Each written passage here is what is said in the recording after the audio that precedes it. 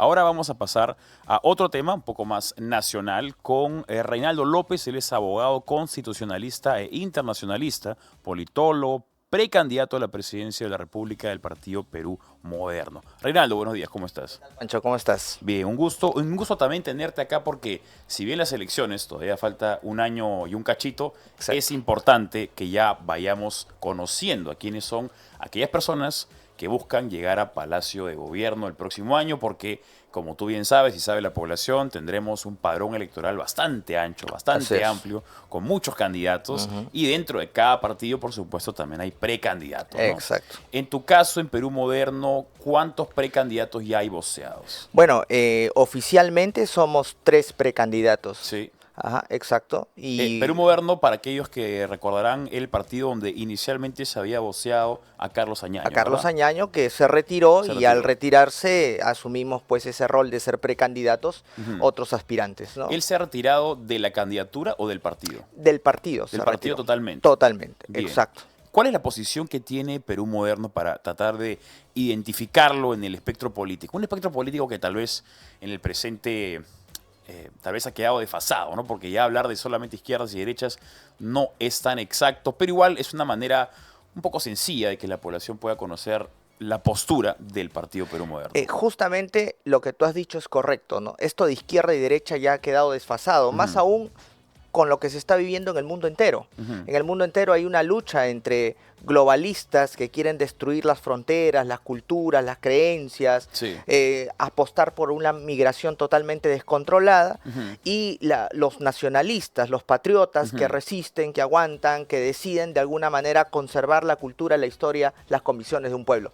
Perú Moderno está en esa línea. Perú Moderno está en esa línea. Estamos en la segunda, línea patriota. patriótica, en la línea donde nosotros creemos en la economía social de mercado, creemos en los emprendedores, Sí. en los pequeños microempresarios, pero por supuesto también creemos de que el país tiene que tener mano dura, por ejemplo, en luchar contra la delincuencia, la Sí. corrupción que nos está carcomiendo, tener un control de fronteras, tener una situación en donde aquí los extranjeros no puedan venir a hacer lo que les da la gana y que además todos están bienvenidos, pero siempre y cuando estén en situación regular, y aquellos que no, pues inmediatamente deportarlos, Sí.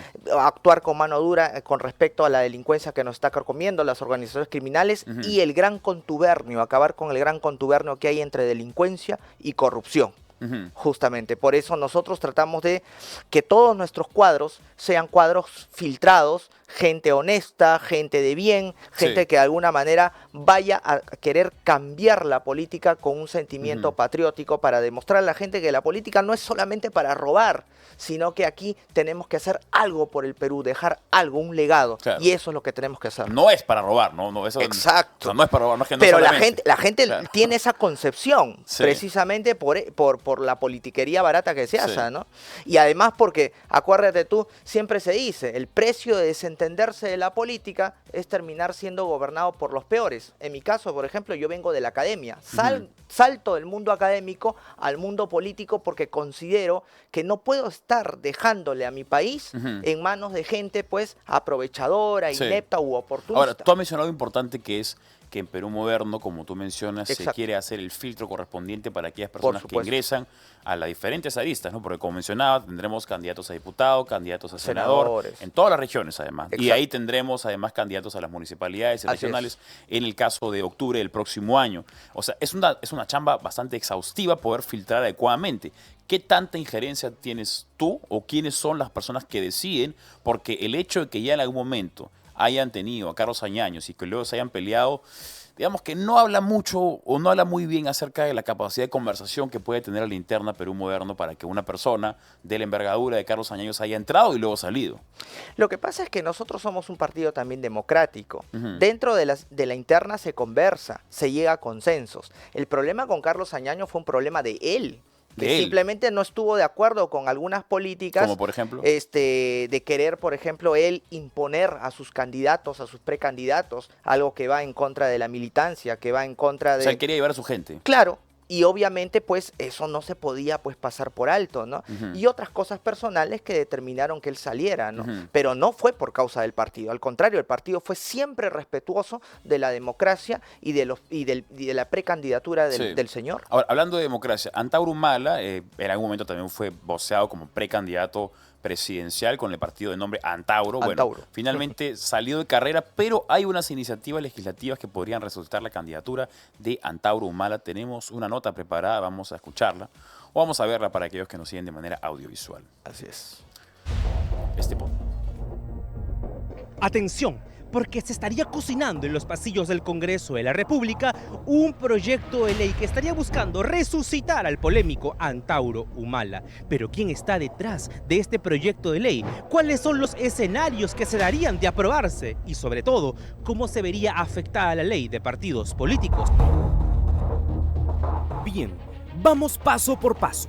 Todo empieza cuando el congresista Juan Burgos, presidente de la Comisión de Fiscalización y representante de Podemos Perú, presenta un proyecto de ley que busca modificar la normativa electoral para permitir que los partidos políticos y alianzas electorales incluyan, escuche bien, a un invitado en sus planchas presidenciales en las elecciones generales de 2026. ¿Acaso una ley con nombre propio a la vista?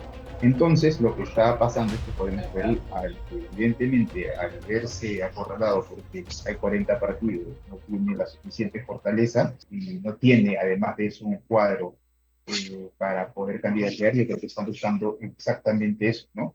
Involucrar a Antauro Humala en las elecciones y ponerlo como presidente, como candidato a presidente de su partido. Sin embargo, el papá de Antauro, porque parece que todos los Humala tienen ansia siempre de figurar, aparece en escena para señalar que junto al APRA no existe partido político más estable que el de su querido hijito. Los únicos partidos que en este momento serían verdaderamente llamarse partido de los 41 ya inscritos es, ¿no?, el APRA, aunque pequeño por el momento, pues es importante, ¿no?, y el antaurismo. La estrategia de Burgos es llamarle ley que fortalece el derecho político a ser elegido y plantea cambios en la ley de organizaciones políticas. ¿Juan Burgos estaría siendo utilizado para resucitar a Antauro Humala? Los partidos políticos no están fortalecidos no solamente a nivel de organización, sino además a nivel ideológico. Podemos Perú es una mezcolanza, es una federación de gente independiente, que gente que de alguna otra manera ve la política como el mismo. Entonces, no tiene unos conceptos ideológicos y por ende no tiene gente que defiende esos conceptos ideológicos. Además, la propuesta modifica el artículo 24b de la Ley 28094, permitiendo que hasta un 20% de los candidatos al Congreso también sean designados entre afiliados o no afiliados. Buen camuflaje, ¿no?, para buscar partidos de alquiler. Ven la política como una forma de aprovechamiento político donde lo que interesa es llegar y no le interesa el gobernar. Solo esperan llegar, mas no gobernar. No sabrán cómo hacerlo, es lo que ha señalado el analista político Javier Iván Arenas. Y es bastante curioso cómo el partido Antauro sigue funcionando de lo más normal en sus locales, a pesar que el Poder Judicial ya los declaró ilegales. ¿Acaso el Jurado Nacional de Elecciones no ha notificado nada? ¿Estarán esperando alguna jugada de último momento? Muy bien, muchas gracias a nuestro reportero Juan Diego Berna por este reportaje acerca de la posible resucitación del partido y subsecuentemente candidatura de Antauro Humala, o de la posibilidad de que Antauro Humala pudiera ingresar a una plancha presidencial como invitado, contrario a lo que dice la norma. Estamos conversando con Reinaldo López, él es abogado constitucionalista e internacionalista, politólogo y precandidato a la presidencia de la República con el partido Perú Moderno. Reinaldo, a ver, acá tenemos una tal vez yuxtaposición o una oposición, ¿no? Porque por un lado se habla de hay que ser democráticos, ¿no? Por supuesto, se declaró que el partido de Antauro Humala era antidemocrático por los discursos que el mismo señor hacía, que eran diferentes a los que salía en su ideario, pero bueno, pues en la práctica el señor demostraba ser antidemocrático, queriendo fusilar a personas, queriendo ir en contra absolutamente de la Constitución, hablando de expropiar medios de comunicación y otro tipo de disparates. Pero por otra parte tenemos que se ha sacado de carrera a un partido político. Y justamente lo que dicen estas personas que defienden a Antauro Humala es, ¿dónde está la democracia? ¿Acá tenemos una contradicción o te parece, dónde está lo democrático acá? No, no es una contradicción, porque si hablamos de que nosotros tenemos que respetar el régimen democrático que está en la Constitución, entonces la democracia no solamente se va a respetar de palabra, se tiene que respetar a través de los hechos. Es decir, no podrías, sería algo totalmente absurdo decir que respetas la democracia y promocionas a alguien que quiere tumbarse esa democracia. O sea, no tendría sentido. Entonces, eso es lo que ha hecho la Corte Suprema y el Poder Judicial. Cuando se ha declarado la ilegalidad del partido Antauro, se está declarando la ilegalidad precisamente por ello, porque los principios que difunde el partido a través de su candidato son absolutamente contrarios a la democracia. A ver, también tenemos nosotros una constitución y diferentes códigos civiles penales en general que tienen una cantidad de normas establecidas. Sin embargo, hay muchos partidos políticos que ya desde la precandidatura, incluso en el año 2021, aseguraban como propósito, como proyecto de ley o como norte partidario, cambiar la constitución. Si tuviéramos en el presente un partido político que promoviera el cambio de constitución, ¿también podría ser considerado antidemocrático? No. ¿Por qué? No, ¿por qué? Porque el cambio de constitución pertenece a lo que es la Asamblea Constituyente, el poder constituyente, que es el poder soberano. Es decir, si el pueblo decide a través de una Asamblea Constituyente cambiar la Constitución... ¿Pero cómo podría eso ir a través de la Ah, Asamblea obviamente Constituyente? tendría que articularse el mecanismo necesario, porque tenga en cuenta que nuestra Constitución no plantea la convocatoria de una Asamblea Constituyente. Por eso, entonces... Tendría que reformarse la Constitución y ponerse un artículo que señale cómo sería esa convocatoria de Asamblea Constituyente. Y obviamente, a través de los mecanismos de la reforma, que considero, en mi opinión, debería aplicarse el mecanismo de la legislatura mayoritaria más sometimiento a referéndum, el pueblo decidiría. ¿Tú estarías a favor de una asamblea constituyente para decidir un cambio de Yo constitución? pienso que nada impide que en un país pueda darse un cambio de constitución, pero se tienen que dar las circunstancias pertinentes. Pero actualmente ya puede haber cambios constitucionales a través de reformas de la reforma, constitucionales. por supuesto. Entonces, ¿por qué cambiar toda la constitución? Ah, claro, por eso te digo, o sea, si se puede hacer reformas, no tendría ya sentido hablar de una asamblea constituyente o un poder constituyente, salvo que esos cambios sean dramáticos, se dé una circunstancia de un clima constituyente en donde el pueblo soberano se manifiesta en las calles y pida un referéndum y esto se dé, bueno, es su derecho. Pero si hay mecanismos como la reforma y no hay esos cambios drásticos o que la nación no lo demanda porque las circunstancias no se presentan, entonces definitivamente las reformas están allí para suplir esas deficiencias y adecuar la Constitución a lo que acontece en la realidad. Sí. Entonces, claro, el cambio de constitución, justamente lo que veníamos hablando. Por otro lado, hay partidos políticos que lo que promueven es, por ejemplo, que sea legalizado el aborto. El aborto en el Perú es considerado un delito, no solamente el aborto mismo, sino la apología al delito es un delito en sí mismo. ¿Se podría considerar que un partido político que promueve el aborto también es contrario a la democracia, contrario a la Constitución? Ese es un tema bastante complejo, ¿no? Y además que eso se puede decidir o se debe decidir a través de mayorías, creo yo. El debate está.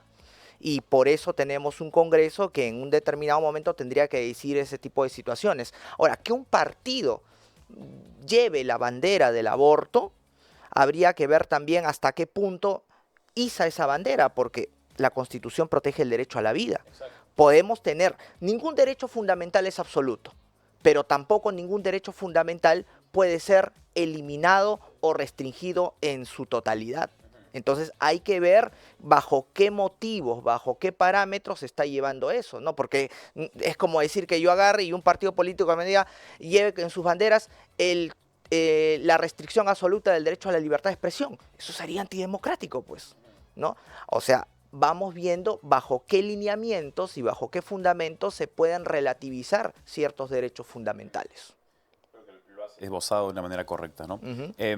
Ahora, el caso del día de ayer, el ministro Santibáñez apareció en Cuarto Poder y en su celular mostró que ya tenía, antes de que se emitiera el reportaje, un poco el guión del reportaje. Esto acá ha dejado mucho de qué hablar. Justamente tenemos un pequeño fragmento de lo sucedido el día de ayer. A las 8:30 de la noche. El programa había empezado. El programa había empezado, pero la nota no había sido emitida. Bueno, como le digo, o sea, Pero creo más que esa usted no se da información. cuenta de la gravedad de lo que está diciendo. No, es que, sí me doy Que cuenta. un ministro del Interior tenga el texto de un periodista que no lo ha compartido con usted, ni lo ha compartido con su equipo de prensa, y ni ha sido publicado, significa que alguien está accediendo irregularmente, ilícitamente, a los documentos de este programa. De tu equipo probablemente, no el mío. O sea, a mí tampoco me pueden atribuir, ni mucho menos a mi equipo, alguna participación del tema. O sea, lo En que todo está diciendo caso, es que alguien de mi equipo le pasa los textos. No lo sé, habría que preguntarle justamente a mi jefe de prensa y como te digo, yo... ¿Dónde con está? mucho- Está en el estudio su jefa de prensa. ¿Dónde está? ¿Por qué no me dice quién le pasó el texto? Está por ahí la... Está por Por ahí, favor. ¿no? ¿Dónde está? ¿La señorita No cómo está. se llama? Carla, pero en todo caso, cuando termine el programa, La yo inmediatamente... señorita Carla... yo ¿por qué? inmediatamente... yo Pero si inmediatamente está acá, informo. ¿por qué no me puede decir quién le pasó el texto? No, es que no lo veo, no la veo acá. No la vemos. No la veo, aquí está solamente Adriana, Desapareció. Carlos y... Porque usted nos acaba de mentir diciéndome que su directora le ha mandado un No te texto. acabo que de- su no te he ¿Quién le ha mentido, mandado no el te he texto? no A te he ver, dígame. mentido, no te he mentido. Abra el No te- chat mira, y dígame mira, quién le ha yo no mandado te he el mentido texto. y te lo voy a enseñar, y se lo voy a enseñar a tu directora en todo caso terminando No, el no, no, programa. enséñenos. No, no tengo por qué enseñarte nada. Se lo voy a enseñar a tu Perdóneme, directora qué terminando el programa. qué manera y de es responder. verdad.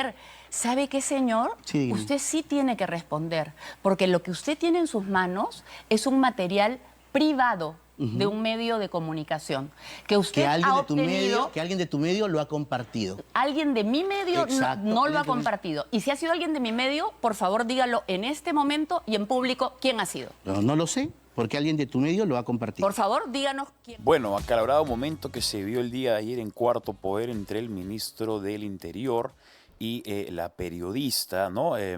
Estamos conversando justamente con Reinaldo López, él es precandidato del Partido Perú Moderno. ¿Cuál es la impresión que tienes acerca de este intercambio, ¿no? Hasta justamente hablamos de los derechos fundamentales, ni uno es absoluto.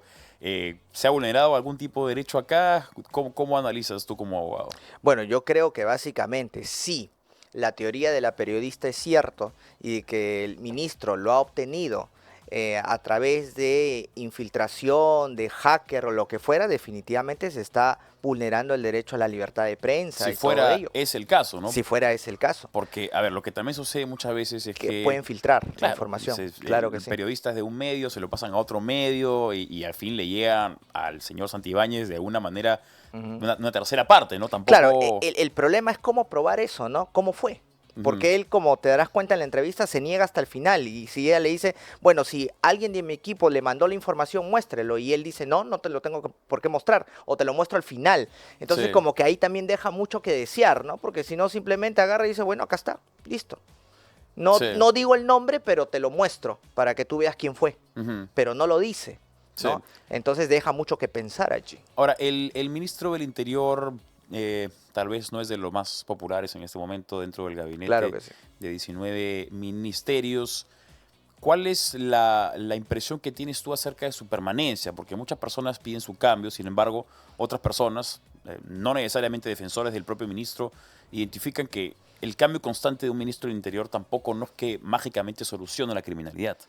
¿Qué cosa debería hacerse desde el Ejecutivo? Es que no la soluciona, pero tampoco vamos a permitir que se mantenga una persona que es absolutamente inepta en el cargo, o sea, eternamente. ¿Por qué consideras que es inepto el señor Porque Santibáñez? básicamente durante el periodo en el que ha estado no ha hecho absolutamente nada, la inseguridad se ha incrementado. Él dice que se captura, que aquí, que allá, pero finalmente esto es un desmadre y la gente lo ve. Y obviamente no vamos a mantener a una persona por el hecho de que no podemos seguir cambiando constantemente a un ministro cuando no da resultados. La gente quiere resultados en la lucha contra la delincuencia. Y este señor no demuestra ningún resultado en la lucha contra la delincuencia, ni siquiera mínimo. Y se enfrasca en problemas ajenos a su competencia. Como por ejemplo. Por ejemplo, este problema.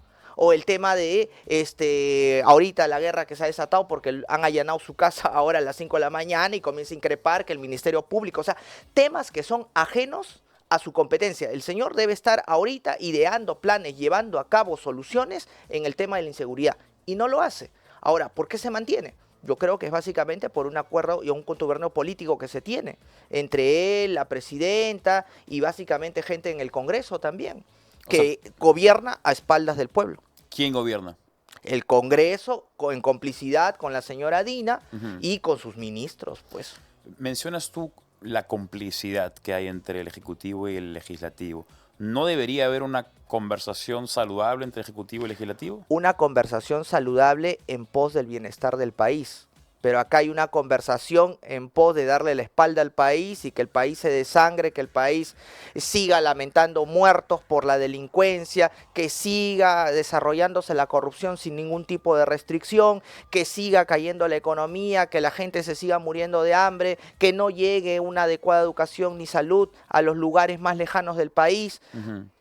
Entonces, la complicidad y la conversación es favorable para sus intereses de ellos, pero no para los intereses del pueblo. Pero muchos de los problemas que has mencionado, digamos que son ajenos a este gobierno, ¿no? El hablar de la mala educación o el acceso al agua o el transporte o incluso la delincuencia misma, no son algo que ha sucedido el último año, no es algo que el Perú viene arrastrando hace ya 25 años o más. Por supuesto, pero el problema es que estos señores ni siquiera toman pues el toro por las astas, ¿no? O hacen los cambios, o intentan por lo menos, ¿no? Empeoran la situación.